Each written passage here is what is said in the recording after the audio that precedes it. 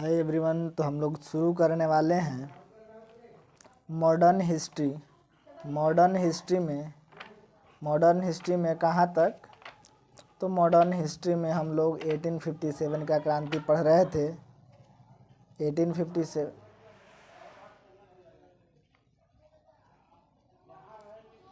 1857 का क्रांति पढ़ रहे थे और उस क्रांति में हम लोग वेलेस्ली की सहायक संधि पढ़ लिए थे और डलहौजी की राज्य हड़प नीति। अब इसमें पढ़ेंगे 1857 की क्रांति के सामाजिक एवं धार्मिक कारण। 1857 की धार्मिक और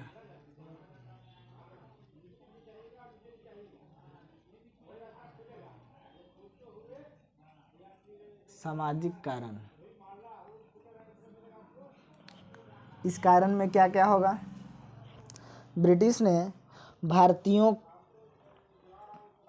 के सामाजिक धार्मिक जीवन में दखल न देने की हित से हटकर सती प्रथा उन्मूलन 1829, हिंदू विधवा पुनर्विवाह 1856 जैसे अधिनियम पारित किए। और धार्मिक वाले में धार्मिक कारण और सामाजिक कारण में क्या क्या हुआ कि 1800 सती प्रथा उन्मूलन 1829, सती प्रथा उन्मूलन 1829, हिंदू विधवा पुनर्विवाह 1856,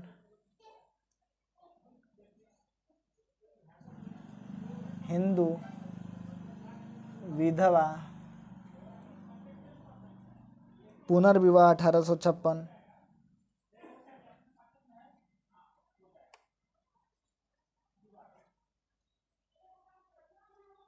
पुनर्विवाह 1856 जैसे अधिनियम पारित किए।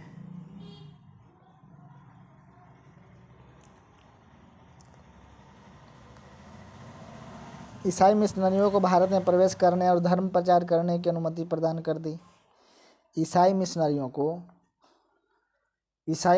को भारत में प्रवेश करने और धर्म प्रचार करने की अनुमति प्रदान कर दी गई। यानी 1857 में जो भी ईसाई लोग थे ना, वो लोग भी अपना आ सकते हैं, धर्म प्रचार कर सकते हैं, प्रसार कर सकते हैं। 1850 के धार्मिक नियोक्ता अधिनियम के द्वारा हिंदू के परंपरागत कानूनों में संशोधन किया। 1855 है, 1850 में धार्मिक नियोक्ता अधिनियम, 1850 में धार्मिक नियोक्ता अधिनियम पारित किया गया। हिंदुओं को परंपरागत कानूनों में संशोधन किया गया। अब इसके माध्यम से हिंदू का जो परंपरागत कानून था, हम लोग का जो धर्म है हिंदू, उसमें क्या क्या नियम है, मतलब किस टाइप से उसको ज़्यादा मतलब एक तरह से कह सकते हैं प्रेफरेंस दिया गया। मोटा मोटी तौर पर ये याद रखना है कि सती प्रथा उन्मूलन 1829 में हुआ, हिंदू विधवा पुनर्विवाह 1856 में हुआ। हिंदू विधवा पुनर्विवाह अब किसको कहेंगे, है ना? तो फट समझते हैं इसको कैसे? एकदम सरल शब्दों में, आसान भाषा में। हिंदू में इसका मतलब क्या? हिंदू में विधवा यानी जिसका पति का देहांत हो गया हो, पुनर्विवाह यानी फिर से विवाह कर सकता है, फिर से विवाह यानी दोबारा, ठीक है? यानी जिनके हस्बैंड का डेथ हो गया है वो फिर से शादी कर सकते हैं। पहले नहीं था। पहले क्या था? हस्बैंड का यदि मृत्यु हो गया तो पत्नी को भी साथ ही जला दिया जाएगा। कहाँ का न्याय है भाई? क्या पत्नी मर जाती है तो पति को जलाया जाता है? नहीं ना। तो फिर पति मर जाता है तो पत्नी को क्यों जलाया जाएगा? अजीब हाल है। तो इसके तहत अब वो दूसरा शादी कर सकते हैं। बस केवल यही याद रखना है और कुछ नहीं याद रखना है। वो सब लंबा चौड़ा कहानी नहीं, ठीक है? इसका इस कहानी यानी अधिनियम के अनुसार धर्म परिवर्तन करने के कारण किसी भी पुत्र को उसके पिता की संपत्ति से वंचित नहीं किया जाएगा। और ये जो है ना, अब दिमाग में ये भी तो आ रहा होगा कि अच्छा, यदि यानी फिर से शादी करेगी तो इसका जो पुत्र होगा उसको संपत्ति मिलेगा। तो हाँ, संपत्ति मिलेगा, संपत्ति मिलेगा। अब 1857 की क्रांति का आर्थिक कारण क्या था? 1857 का क्रांति जो था उसका आर्थिक कारण क्या था? तो 1857 की क्रांति का आर्थिक कारण, जब उसी में है, टॉपिक में ही है आर्थिक कारण, तो सिंपल सी बात है कि पैसा नहीं होगा। 1857 का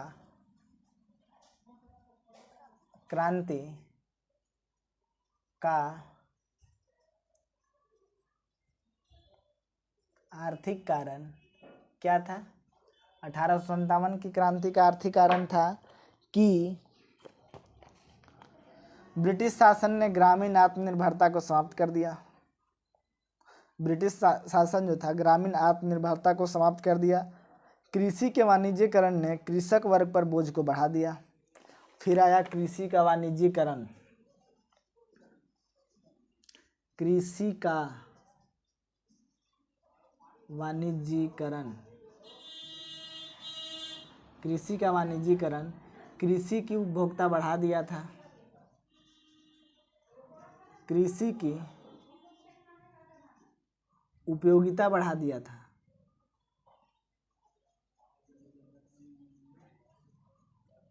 उपयोगिता बढ़ा दिया था।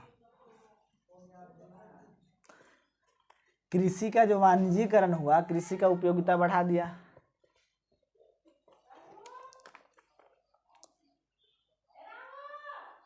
इसके अलावा मुक्त व्यापार को अपनाने, उद्योगों की स्थापना को हतोत्साहित करने और धन के बहिर्गमन आदि कारकों ने अर्थव्यवस्था को पूरी तरह से नष्ट कर दिया।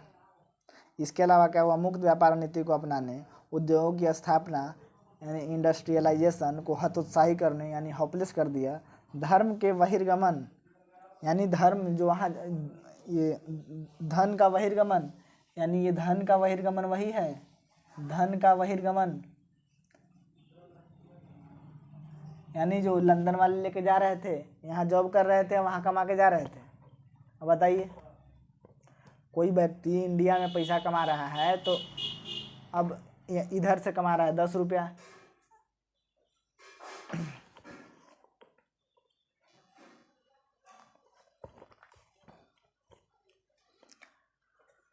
तो सेना का खर्च अधिक था। जो भी वहाँ का व्यक्ति सेना में भर्ती है, पैसा कहाँ भेजेगा? अपना घर भेजेगा। तो ये लोग भी लंदन भेज रहा था, लंदन, ठीक है। एक ठो गाना भी बहुत फेमस है,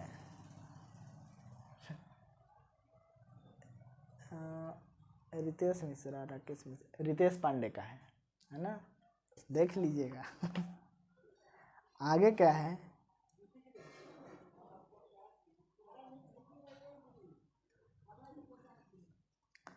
अठारह सौ सत्तावन के क्रांति का सैन्य कारण क्या था? 1857 के क्रांति का सैन्य कारण क्या था? तो सैन्य कारण था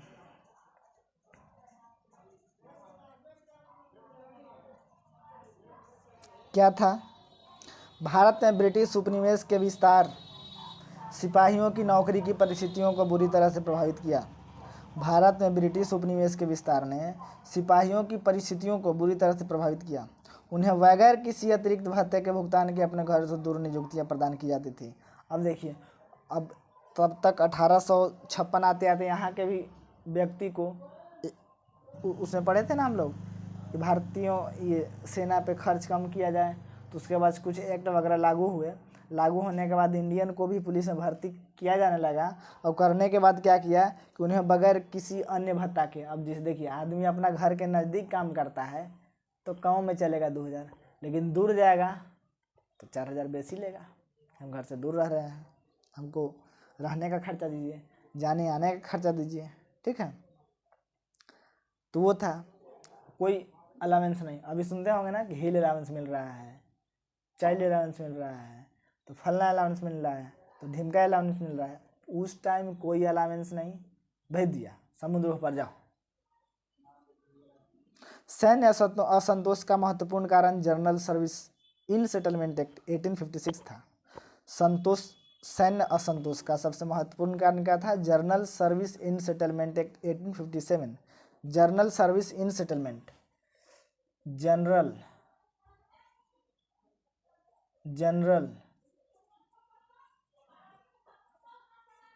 सर्विस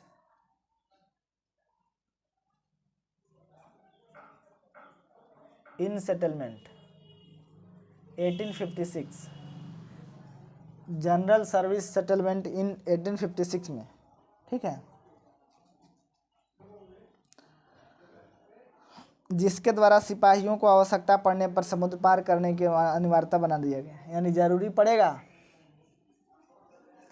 तो ये नदी है नहीं, ये समुद्र है बहुत बड़ा विशाल, और इस सेना को पार करना पड़ेगा और जा कर के यहाँ अपना कौशल दिखाना पड़ेगा।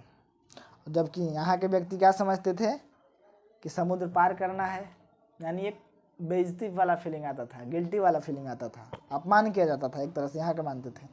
1854 को डाक कार्यालय अधिनियम द्वारा सिपाहियों को मिलने वाली मुक्त डाक सुविधा वापस ले ली गई। डाक सुविधा वापस कब ले लिया गया? तो डाक सुविधा भी वापस ले लिया गई 1854 में। अब राजनीतिक कारण क्या था? डलहौजी की राज हड़प नीति, वेलेस्ली की सहायक संधि, सरकारी नौकरियों से भारतीयों को वंचित रखना। सरकारी नौकरी से भारतीयों को वंचित रखा जा रहा था। केवल पुलिस नहीं ना, और सारा नौकरी है ना, ब्लॉक में है, कचहरी में है, बैंक में है, बहुत सारा डिपार्ट है, वहाँ भी तो रखना चाहिए। क्रांति का प्रारंभ अब करते हैं, क्रांति का प्रारंभ देखते हैं कैसे होता है,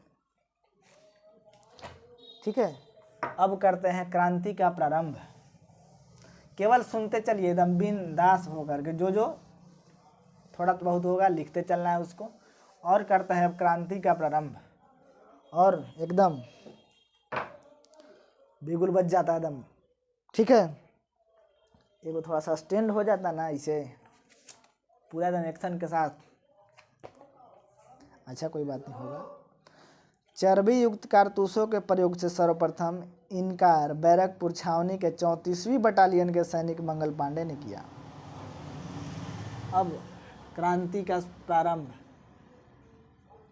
क्रांति का प्रारंभ शुरू हो गया। कहाँ से शुरू होता है? चर्बी कारतूस का प्रयोग से सर्वप्रथम, यानी सब कोई भड़क गया था कि जो गोली लगता है ना, इतना बड़ा होता है, हम तो देखे नहीं हैं, उसको दांते से काट के लगाया जाता था कि तब न छूटेगा, फूटेगा कैसे? बंदूक से।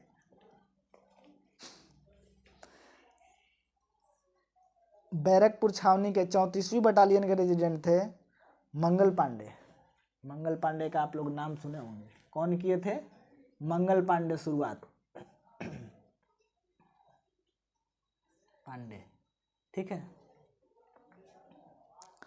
29 मार्च 1857 को मंगल पांडे ने आदेश देने वाले अधिकारियों को गोली मार दिया। 29 मार्च 1857 को, 29 मार्च 1857 को कोई इनका अधिकारी था, ठीक है। अब उस अधिकारी बोले चलो, ये चर्बी वाला कारतूस है, उसको बताया जाता है कि वो शुगर और गाय वाला जो होता है चर्बी, उससे बनाया जाता है। तब देखिए, गाय है तो हिंदू धर्म के लिए, सुअर है मुस्लिम धर्म के लिए, छूत मानते हैं वो लोग, तो दोनों में से तो दिक्कत हो गया ना।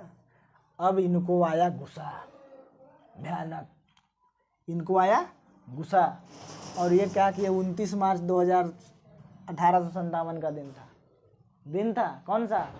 29 मार्च 1857 का दिन था। बोला अधिकारी चलो फायर करो, लगा करके उसी को मार दिया, धायसी का मर गया। कौन मर गया?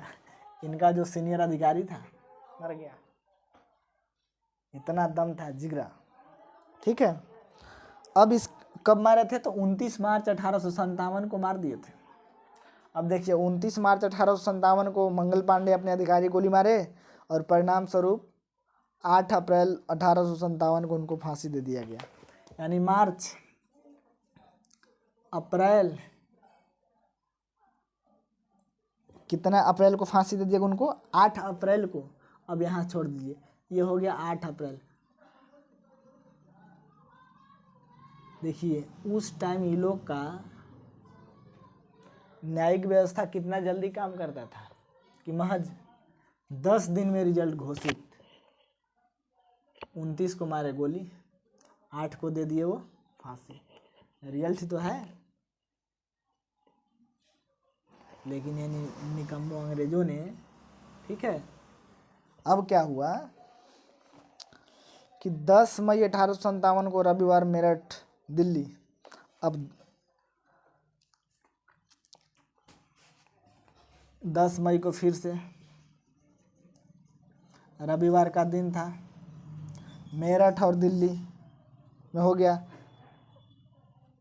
उसका फिर से प्रारंभ।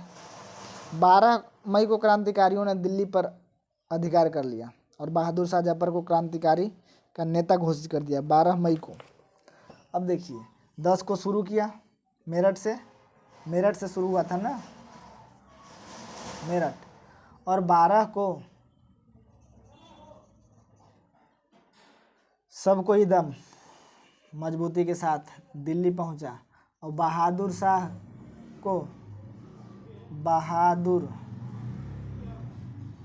को दिल्ली का क्रांतिकारी नेता घोषित कर दिया। अब ये बताइए, ये थे उस टाइम करीब महज 85 ईयर्स के रहे होंगे और इनको बना दिया गया नेता। और देखिए उतने बूढ़े हो करके भी लोहा ले रहे थे। तो कौन कहाँ से ये कर रहे थे, थोड़ा सा इनके बारे में भी देख लेते हैं। दिल्ली से तो ये कर रहे थे संरक्षण। अब देखते हैं अब और कौन कौन कहाँ से थे, सबके बारे में भी लिख लेते हैं। वो अब आप लोग भी लिखना चाहें तो लिख सकते हैं, वैसे तो हम समझाते ही चलेंगे। क्या था? विद्रोही नेता, तिथि और केंद्र। इधर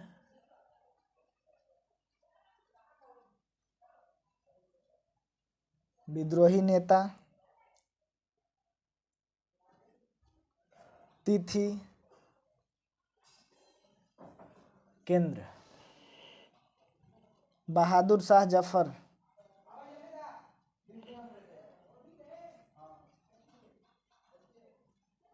बहादुर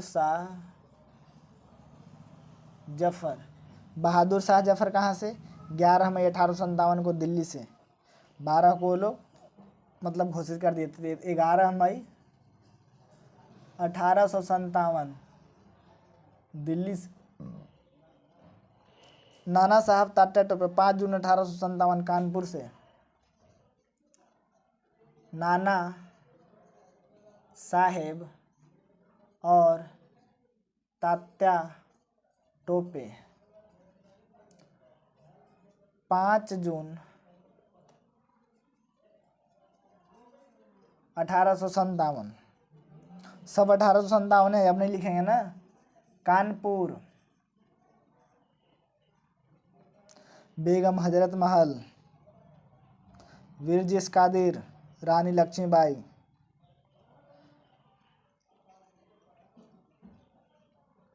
बेगम हजरत महल और विरजिस कादिर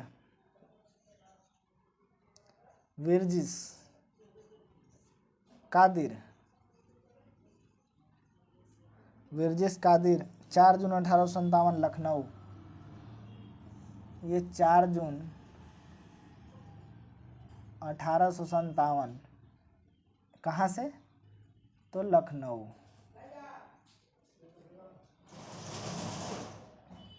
रानी लक्ष्मीबाई 4 जून 1857 झांसी।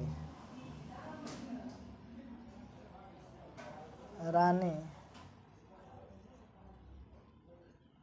लक्ष्मीबाई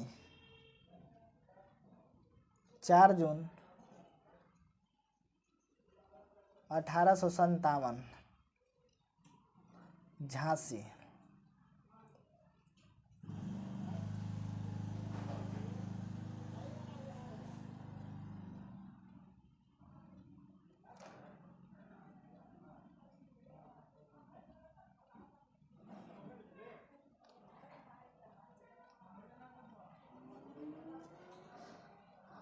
कुंवर सिंह अमर सिंह 12 जून 1857 जगदीशपुर। कुंवर सिंह और अमर सिंह 12 जून 1857, 12 जून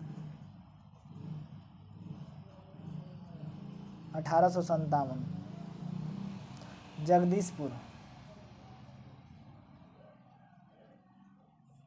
जगदीशपुर। मौलवी अब्दुल्ला अहमदुल्ला कि अब्दुल्ला है, मौलवी अब्दुल्ला,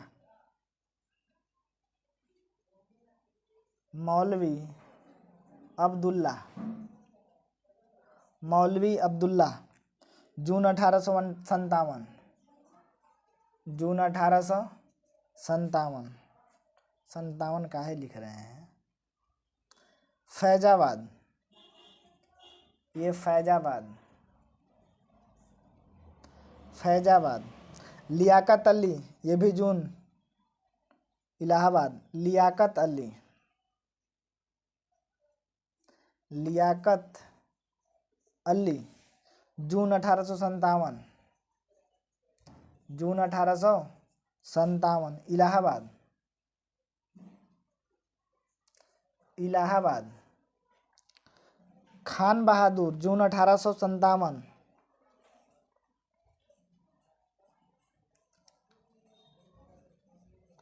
खान बहादुर जून 1857। बरेली, अब इसको याद भी तो करना होगा। देखिए महाजी, पता होगा कि सब जून में ही है, सब जून में ही है और सब 1857 में ही है।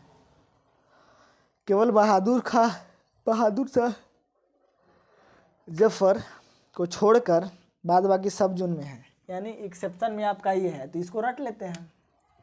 बहादुर शाह दिल्ली में है ये थे तो दिल्ली के बना दिए गए, कोई दिक्कत है इसमें। दिल्ली के थे, महज दिल्ली को बना दिए गए, दिल्ली में थे उनको। महज ऐसे भी 1857 में उतना चल नहीं सकते थे। 11 मई 1857 को बहादुर शाह जफर को दिल्ली में बना दिया गया कि आप हम सब का नेता हैं। अब आते हैं नाना साहेब और तात्या टोपे 5 जून कानपुर से अपना वो संभाल नेतृत्व किया था। नाना साहेब और तात्या टोपे, अब कानपुर से ही लोग थे दोनों, कोई कानपुर से यानी कौन, या तो कह सकते हैं नाना टोपे, नाना के टोप, ये नाना के टोपी कानपुर में था, इसको लिख लेते हैं। नाना का टोपी कानपुर में था। 5 जून को कानपुर में मिला। नाना के टोपी 5 जून को कानपुर में मिला, ये क्या है भाई। तो नाना से नाना साहेब और टोपी से तात्या टोपे 5 जून को कानपुर से नेतृत्व किए, कोई दिक्कत है। फिर से एक बार, नाना साहेब तात्या टोपे 5 जून को कानपुर से नेतृत्व किए, इसी को बनाते हैं नाना का टोपी 5 जून को कानपुर में मिला। अब नाना का टोपी 5 जून को कानपुर में मिला तो हम क्या करें, तो हम ये करते हैं कि नाना साहेब तात्या टोपे 5 जून को कानपुर से नेतृत्व किए थे। इतना ही आसान है ना।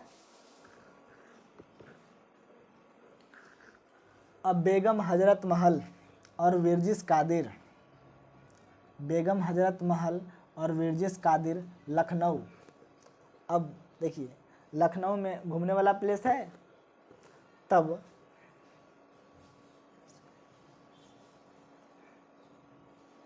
बेगम हजरत महल और विरजिस कादिर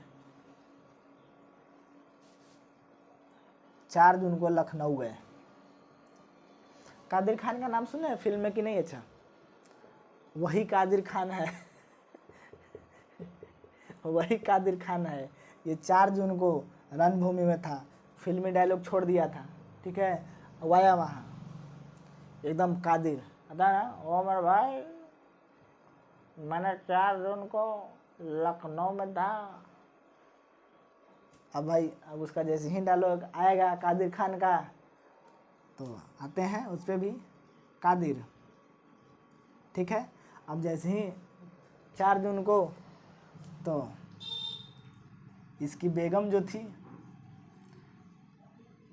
4 जून को लखनऊ शादी उदी हुआ होगा, ठीक है। कादिर बेगम 4 जून को लखनऊ में थे, है ना। तो बोला और मारे बेगम, ठीक है। ये भी उम्मीद करते हैं कि याद हो गया होगा। कादिर खान और बेगम हजरत महल 4 जून को लखनऊ से नेतृत्व किए थे। नाना का टोपी कानपुर में मिला यानी 5 जून को, ये भी याद हो गया होगा। अब आते हैं रानी लक्ष्मीबाई। इनका तो नाम ही फेमस है, इनमें कोई ज़रूरी नहीं है। झांसी, ये तो याद ही रहेगा, 4 जून।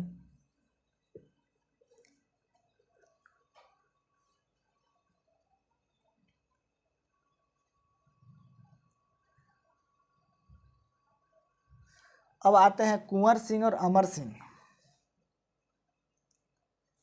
तब यहाँ क्या लिख देंगे, कुंवर सिंह जगदीशपुर में अमर रहे, हो सकता है ना, या कुंवर सिंह अमर रहे जगदीशपुर में। कुंवर सिंह अमर रहे 12 जून को, कहाँ? जगदीशपुर में। कुंवर सिंह अमर रहे कब? 12 जून को जगदीशपुर में। कुंवर सिंह अमर रहे 12 जून को जगदीशपुर में, हो जाएगा ना। कुंवर सिंह अमर रहे 12 जून को जगदीशपुर में। केवल ये मेरा जो स्टोरी बनाया हुआ है ना, इसको याद रखिएगा, मैं गारंटी के साथ बोलता हूँ, भूल के दिखाइए। कुंवर सिंह अमर रहे 12 जून को जगदीशपुर में। और ये कादिर की बेगम है हजरत महल, ये लोग दोनों चले गए लखनऊ 4 जून को। और नाना का टोपी मिला कानपुर में। रानी लक्ष्मीबाई का 4 जून झांसी में, ठीक है। अब तो इतना में तो हमको लगता है कि नहीं रहा होगा और याद ही हो जाना चाहिए। मौलवी लियाकत अली नहीं, मौलवी अब्दुल्ला। अब देखिए ये सब तो जून ही में है, यानी अब डेट छोड़ दें क्या, यानी मौलवी अब्दुल्ला फैजाबाद, मौलवी अब्दुल्ला चले गए फैजाबाद, लियाकत अली चले गए इलाहाबाद, दोनों बाद। अब बहादुर बरेली में, खान बहादुर बरेली में, मौलवी अब्दुल्ला चले गए फैजाबाद, लियाकत अली चले गए इलाहाबाद। खान बहादुर बरेली इलाहाबाद, ठीक है। खान बहादुर बरेली। तो इसी के साथ अब ये टॉपिक ख़त्म होता है और अगले बार हम लोग पढ़ेंगे क्रांति की असफलता का कारण।